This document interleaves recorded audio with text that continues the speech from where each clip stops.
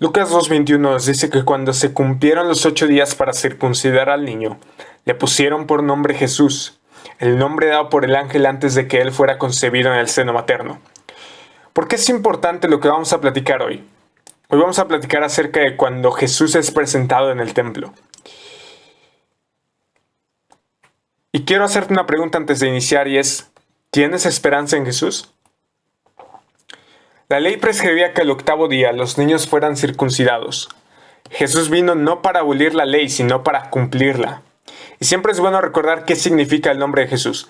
Jesús significa el Señor salva. Y para los que confían en Él, esto significa esperanza en todas las circunstancias de la vida. Este es el preparativo para lo que Lucas nos dice a continuación.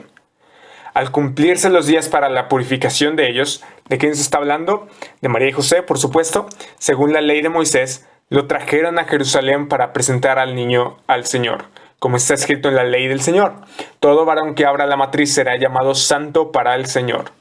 Para ofrecer un sacrificio conforme a lo que fue dicho en la ley del Señor, un par de tórtolas o 2 pichones. Ahora, la necesidad de purificación se debió a que la madre estaba ceremonialmente impura durante 7 días después del nacimiento de un hijo. De acuerdo con la ley mosaica, durante otros 33 días ella debía mantenerse alejada de las cosas santas. La madre debía ofrecer entonces un cordero más un pichón o una tórtola o, si no tenía para los gastos, 2 pichones o 2 tórtolas. Algo que es de suma importancia aquí es que el primer hijo varón de cada madre se presenta al Señor.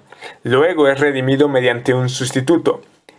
Oye, entonces el Redentor mismo fue redimido, y aunque suene extraño en cierto sentido, sí, pero antes de que se haga un malentendido, vamos a explicar esto.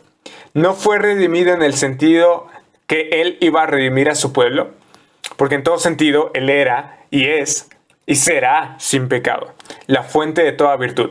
Sin embargo, por ser el primogénito de su madre y perteneciendo a la tribu de Judá, tenía que ser eximido del servicio del templo mediante el pago de 5 siclos de plata.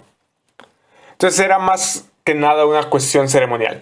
Otra cosa que debemos tomar en cuenta es que Jesús también estaba bajo sentencia de muerte.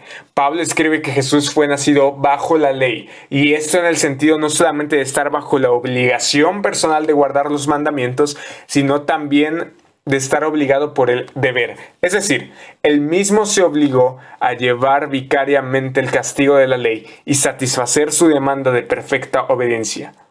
Él no tenía culpas personales, pero de su propia voluntad había tomado sobre sí mismo el pecado del mundo.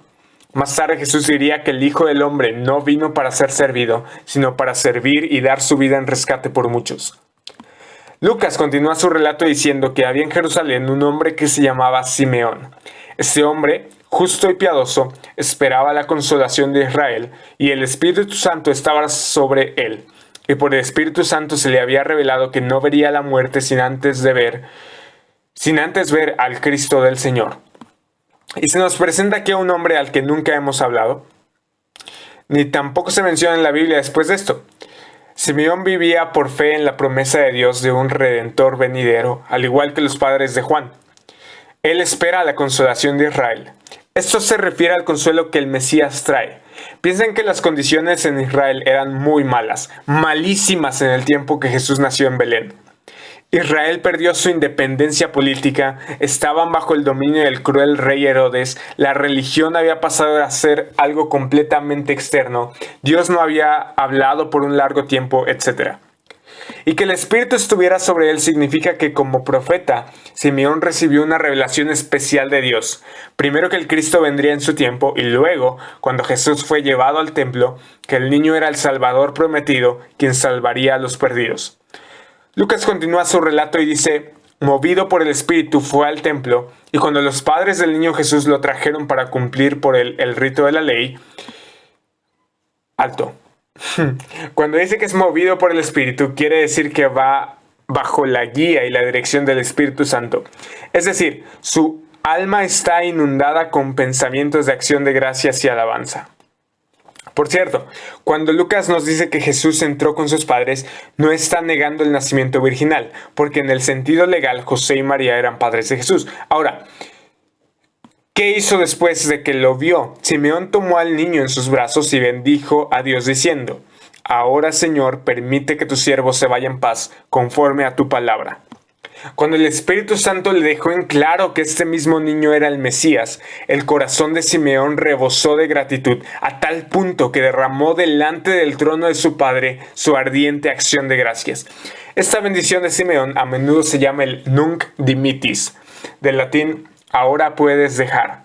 Y lo que vamos a ver a continuación es una expresión conmovedora de la fe de Simeón y una acción de gracias a Dios por lo que el niño significaba para él personalmente y por lo que significaba para el mundo entero. La bendición continúa y dice: porque mis ojos han visto tu salvación. Simeón estaba teniendo en brazos y viendo con sus propios ojos no solamente un bebé, sino la salvación. Esto es, aquel por medio de quien Dios iba a dar salvación a su pueblo.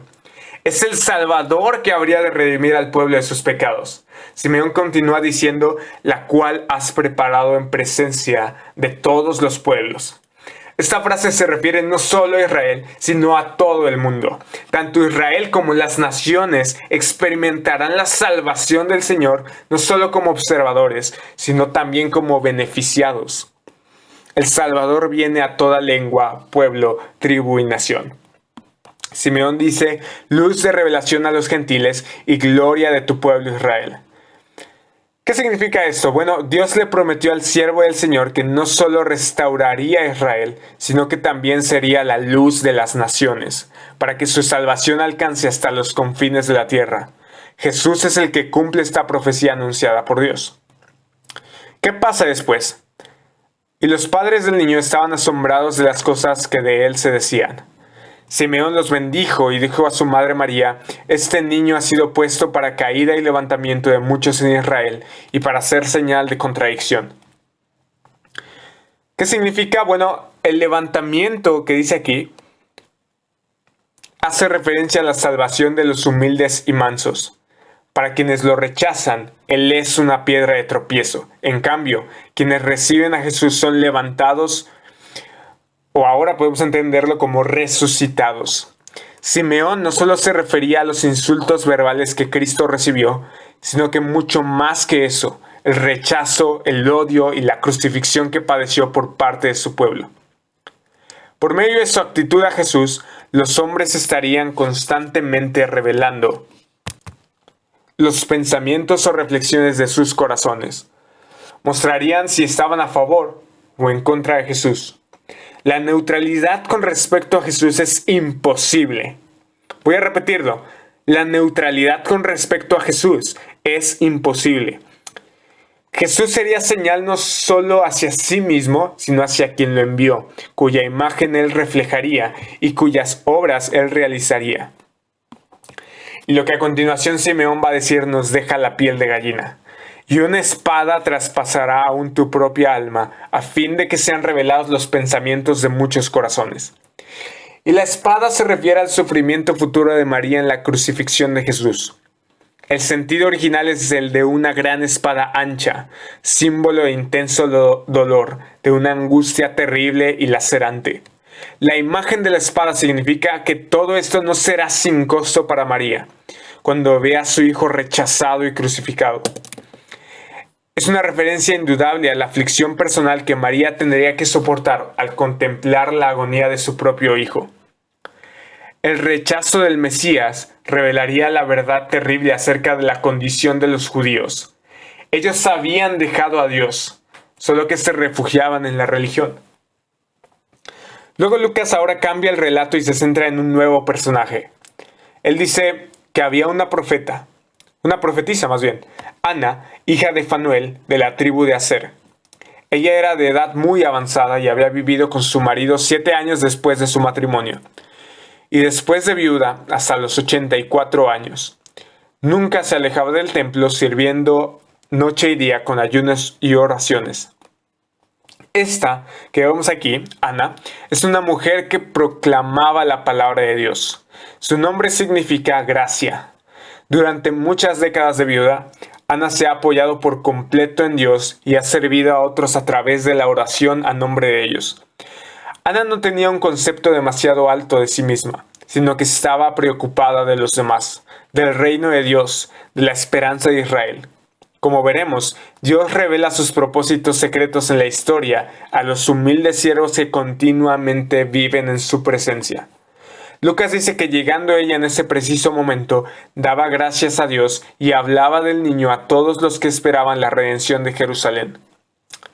Es decir, llena de gratitud, ella inmediatamente expresa su agradecimiento a Dios. Terminada su oración, ella empieza a hablar a todas las personas que piensan en forma similar a ella.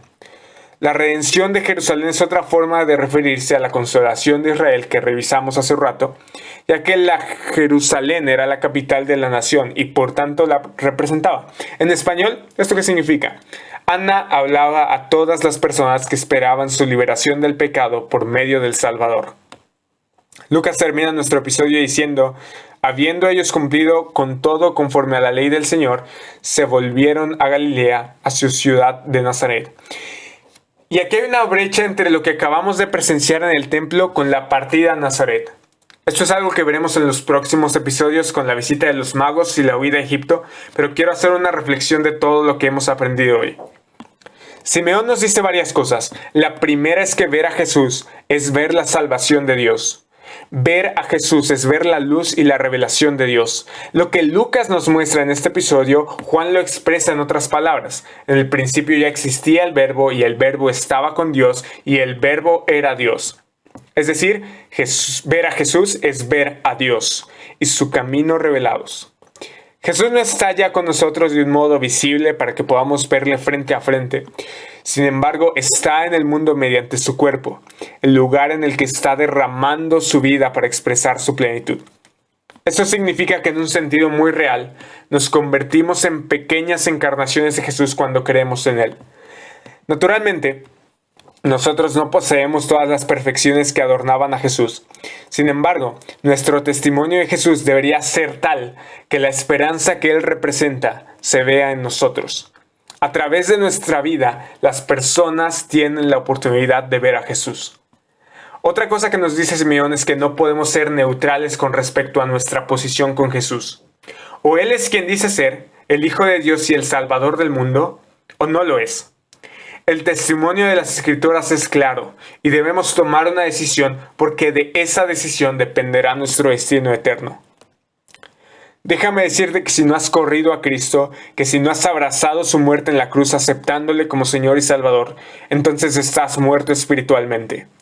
Hoy tienes la oportunidad de que, si le aceptas, Él te dé vida. Y si ya le conoces, ¿Él es tu prioridad? En cada instante, en cada respiro, Jesús debe ser reflejado por ti. A donde vayas, en donde estés, con quien estés. Probablemente seas lo más cercano a conocer a Jesús que alguien podría tener. Así que, ¿qué haremos?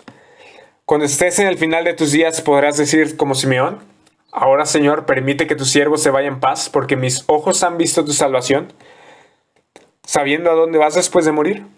¿Sabes qué verás después de que des tu último aliento en esta vida? Si no puedes responder esa pregunta cuando te vayas a dormir, tienes que arrepentirte. Hoy podría ser tu último día en esta tierra. Hoy podría ser tu última oportunidad para aceptar y honrar a Cristo. Hoy es el día de salvación.